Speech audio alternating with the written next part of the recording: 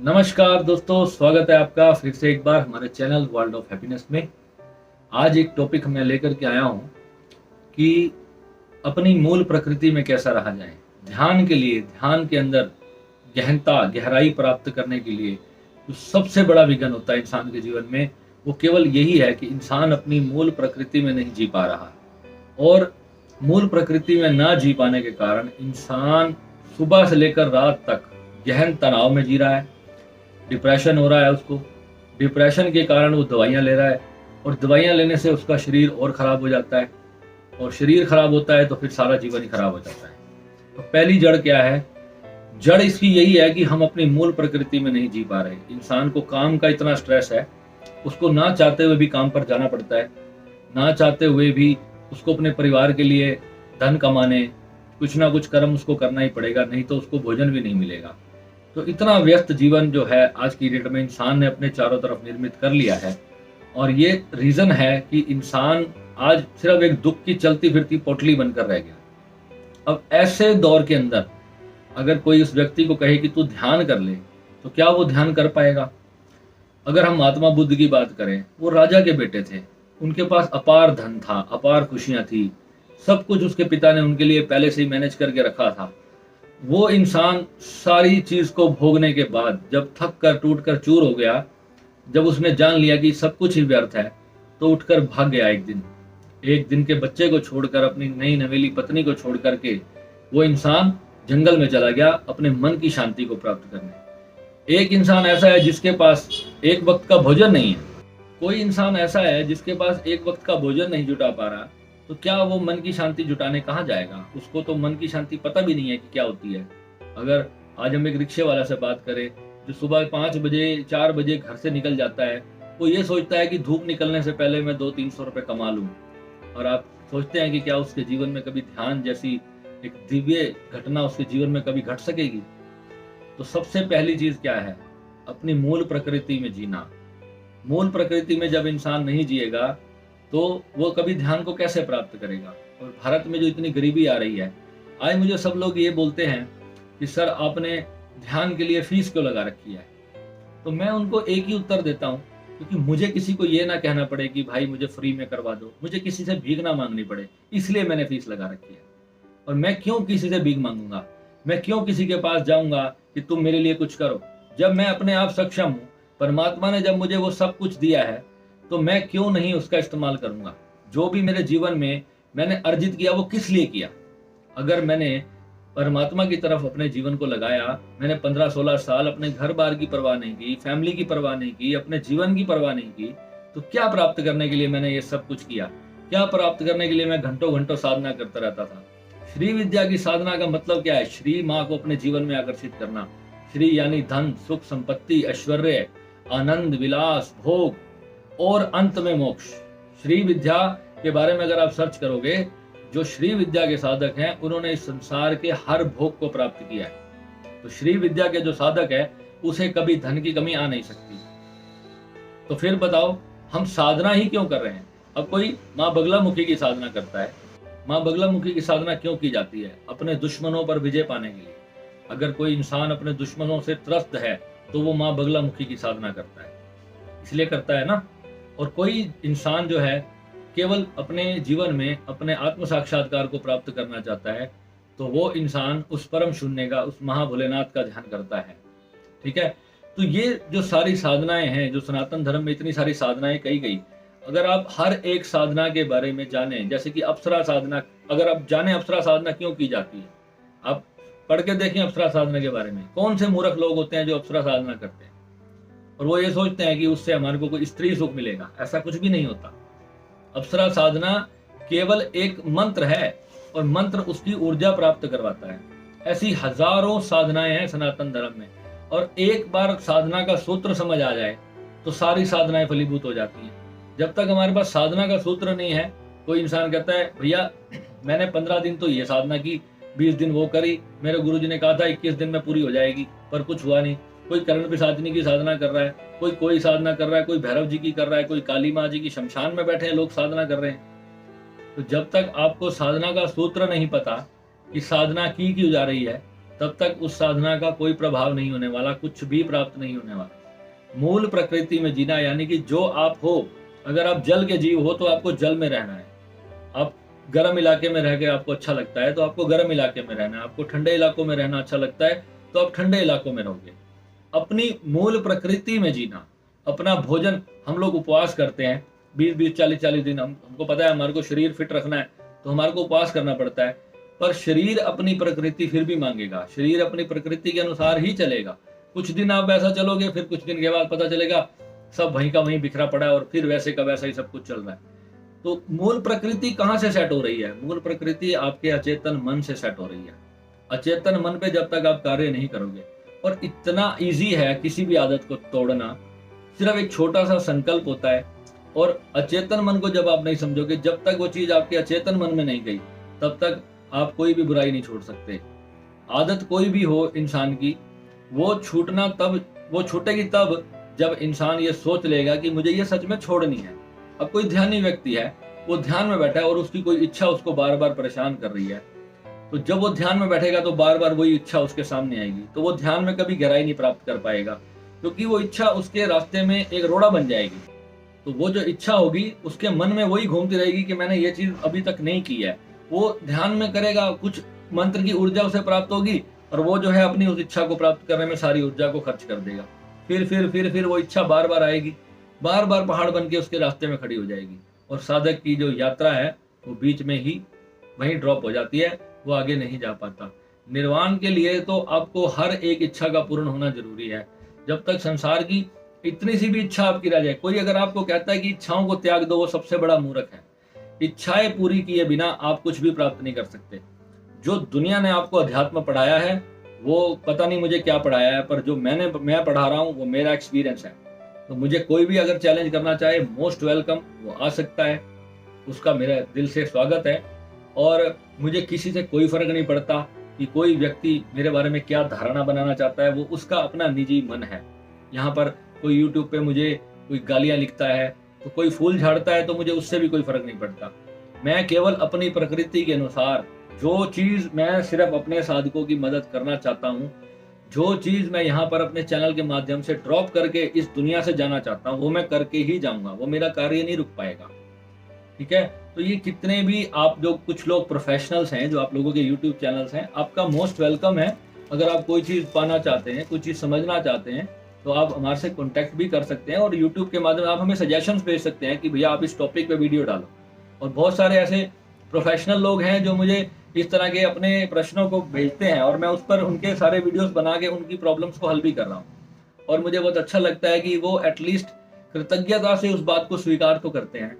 पर कुछ लोग ऐसे हैं भारत के अंदर जो केवल खुद तो बहुत बड़े नाकामयाब हैं अपने जीवन के अंदर, और कोई व्यक्ति अगर इस देश के लिए कुछ अच्छा कार्य भी कर रहा है तो उसके लिए भी आकर के अपनी टांग अड़ाने से बाज नहीं आते।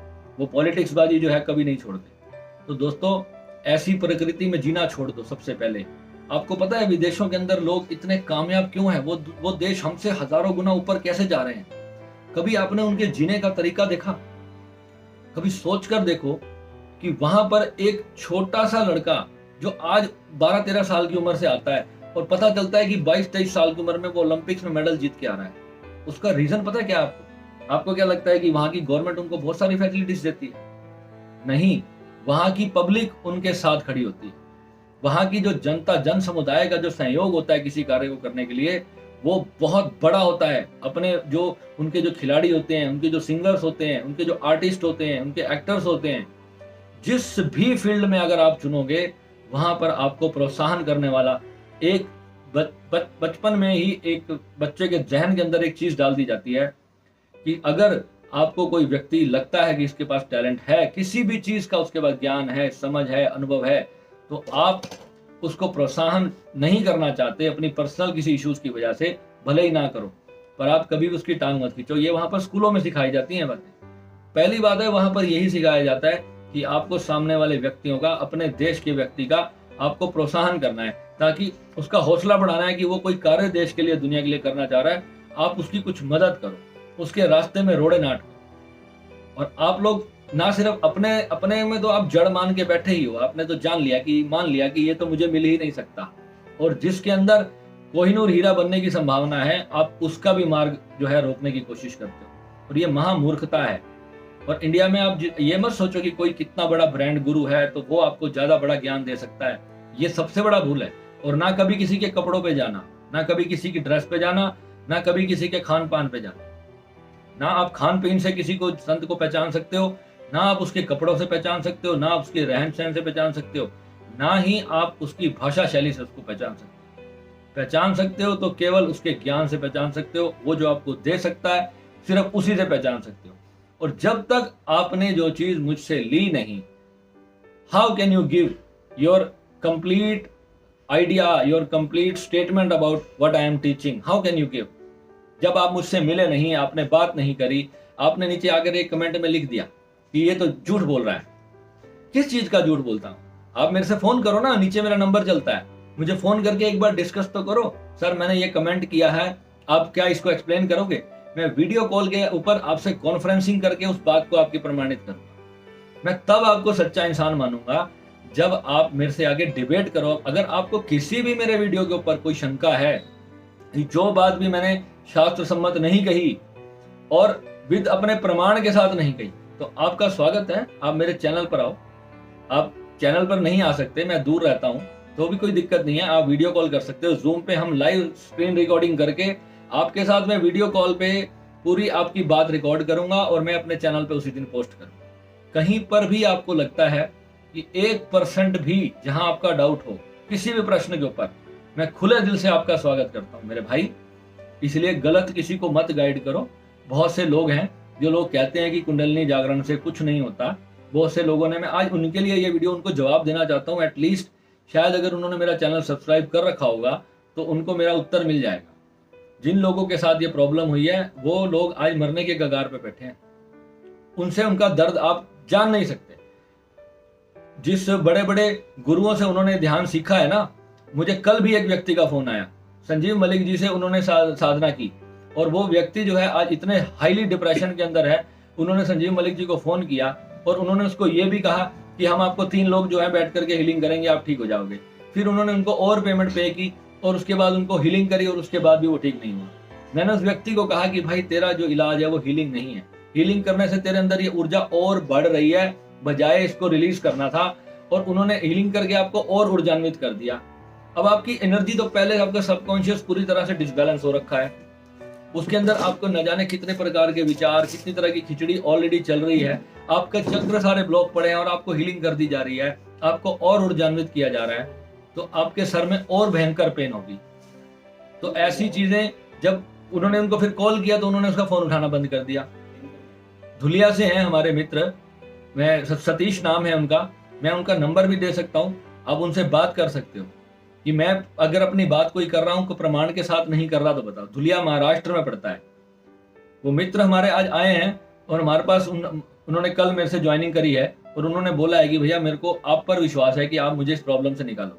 और मैंने उनको 100% गारंटी दी है कि मैं आपको 60 डेज के अंदर ये प्रॉब्लम आपकी पूरी तरह से सॉर्ट आउट करके दूंगा। दोस्तों, जो भी मैं बात करता हूं, केवल मेरा मकसद एक ही है कि मैं लोगों का कुछ भला कर सकूं। जो साधना से भटके हुए हैं उनको एटलीस्ट अपने जीवन का मार्ग मिल जाए, केवल इतना ही मेरा उद्देश्य है। और अपनी मूल प्रकृति में जब तक कोई इंसान नहीं जिएगा तब तक वो कभी भी अपने इस ऊर्जा को रिलीज नहीं कर सकता। जितने भी आप अपनी इच्छाओं को, वासनाओं को, अपने जो काम वासना को और ये सारी चीजों का जो आप अपने भीतर दमन करके बैठे हो, ये दमन है इस सब का कारण। उसमें कोई हीलिंग आपके लिए कुछ नहीं कर सकती, कोई मंत्र जाप आपको नहीं निकाल सकता, कुछ भी आपके लिए वहां पर कुछ नहीं कर सकता। केवल और केवल प्रेम की ऊर्जा ही, केवल उस परमात्मा की कृपा ही आपको वहां से बाहर निकाल सकती है। और जब तक आप उस दिव्यता से जुड़ोगे नहीं, तब तक आपका ये मार्ग प्रशस्त नहीं हो सकता, तब तक आपका ये मार्ग नहीं खुल सकता। आप जिस मर्जी बड़े से बड़े आश्रम में फोन कर लो, बड़े से बड़े गुरु को कॉल कर लो, वो आपकी इस चीज में कोई मदद नहीं कर पाएगा। क्योंकि मैंने, जब मेरे साथ ये हुआ था तो मैंने इंडिया का एक गुरु नहीं छोड़ा था, हर गुरु को मैंने कॉल की, उनके आश्रम में फोन किया। मैं कहा मैं 10 लाख देने को तैयार हूँ, मैं 20 लाख देने को तैयार हूँ, मुझे इस चीज से मुक्त करो, मेरे को ये दर्द मेरे से बर्दाश्त नहीं हो रहा, मुझे इससे बाहर निकालो। पर वहां से मुझे पता क्या उत्तर मिलता था कि सर आप अभी ना थोड़ा और ध्यान करें, आपका ये और जल्दी ठीक हो जाएगा। मुझे सभी ने यही कहा। सोचो उस वक्त मैं जिस दर्द से गुजर रहा था और मुझे उत्तर नहीं दिए जा रहे थे, उत्तर की बजाय मुझे न जाने और क्या क्या इन्फॉर्मेशन चिपकाई जा रही थी, और वही आज आप लोगों के साथ हो रहा है। तो इसलिए जो भी आप साधना करते हो, अपने पहले असली गुरु को सर्च करो। उसके लिए साधना प्रारंभ करने से पहले, स्कूल की हम शिक्षा प्रारंभ करने से पहले किसी स्कूल के बारे में कितनी तरह सोचते हैं, उसके बाद जाकर के हम उसमें अपने बच्चे का एडमिशन करते हैं। और यहाँ तो आपने अपनी आत्मा सौंपनी है किसी को, तो बिना सोचे समझे कैसे करोगे? तो भाई अपना ध्यान लगाओ, अपना दिमाग लगाओ, दिल की भी सुनो, दिमाग की भी सुनो। बिल्कुल बेवकूफ़ों की तरह कोई भी बात को मान ना लो। और यहाँ पर आगे कुछ मेरे चैनलों पे कमेंट करने से क्या प्राप्ति है आपको? कोई प्राप्ति नहीं है। अगर सच में कुछ डाउट है, आपके गुरुजी को प्रणाम करता हूँ जिन्होंने आपको कुंडलिनी साधना कराई है, और अच्छी हुई होगी आपकी साधना, क्योंकि 100 में से 70% लोगों को इसमें दिक्कत नहीं आती। दिक्कत केवल 3% को आती है, 30% को। और जो 30% है उनका कसूर क्या है? तो उनको तो आपके गुरु नहीं मिले ना, उन्होंने तो अपने आप यूट्यूब से देख के साधना कर ली थी, और इस वजह से उनके साथ ये प्रॉब्लम हो गया। अब जो हो गया है तो वो कैसे ठीक होगा? अब उनको आपके भी गुरु ठीक नहीं कर पा रहे। मैंने उनको आपके जो जो सहयोगी मेरे यहाँ पे आते हैं, जो बोलते हैं मेरे यहाँ पर, कुछ ब्रह्म कुमारी वाले आते हैं जो सिद्धि विद्धि करवा देते हैं, उनको भी मैंने समझाया है। उनका भी मैंने बताया था कि चलो आप वहां जाकर भी देख लो। उन्होंने वहां उनका 7 डेज वाला सब कुछ करके देखा उन लोगों ने, पर जब नहीं कुछ प्राप्ति हुई तब वो मेरे पास आए। और ऐसे ऐसे केस है सिर्फ 2 घंटे में ठीक होकर गए, सिर्फ 2 घंटे में। और ऐसे भी हैं जो 3 महीने से ठीक होने का नाम नहीं ले पा रहे। ठीक है। नमः शिवाय।